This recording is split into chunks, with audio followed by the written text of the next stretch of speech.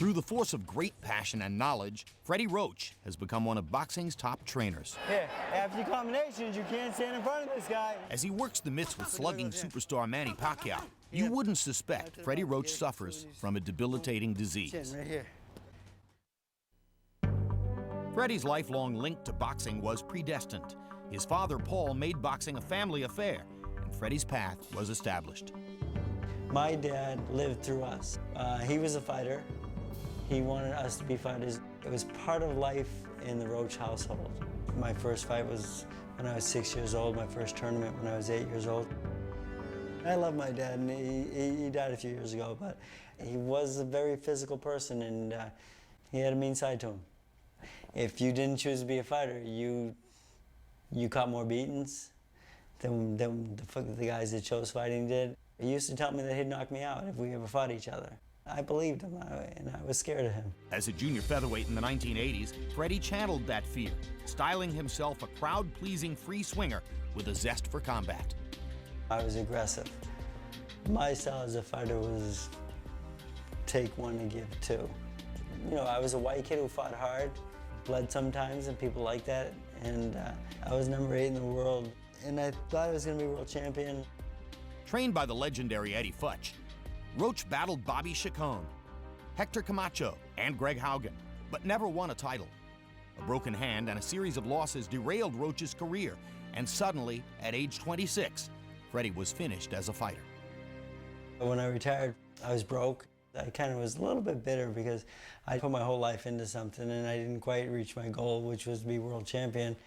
I got a job as a telemarketer, selling pens and key tags over the phone, and my phone name was Joe Davis. Then Eddie Futch reached out to his former pupil to help train his legion of fighters. Within a year, Roach had his own champion in Virgil Hill. I became Eddie's assistant. I wanted nothing to do with it, but then I just found something that I actually did better than fight, and that's training fighters. Since then, Roach has trained some of the biggest names in boxing, including Marlon Starling, Virgil Hill, Mike Tyson, Johnny Tapia, James Toney, and Manny Pacquiao. Roach credits his success to lessons learned from Futch, the gentle father figure who taught him to love boxing again. I have worked with 17 world champions in all so far.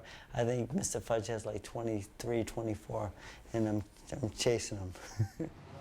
Freddie's latest charge, Manny Pacquiao, is a fighter with whom he shares a playful bond. He's looking for my my future, you know, good future, not bad.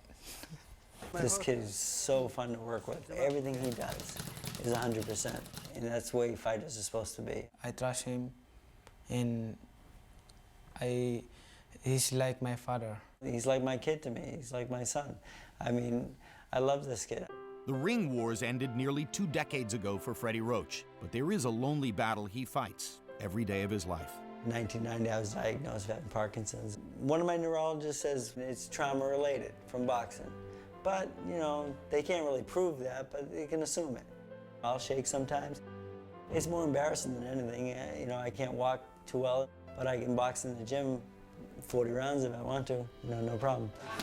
I don't talk to my fighters about my disease, and I don't think Manny even knows that I have Parkinson's, to be honest with you. It doesn't get in the way of my life and my training at all. Parkinson's is part of my life, but let's keep it at that. You know? We don't have a problem about that.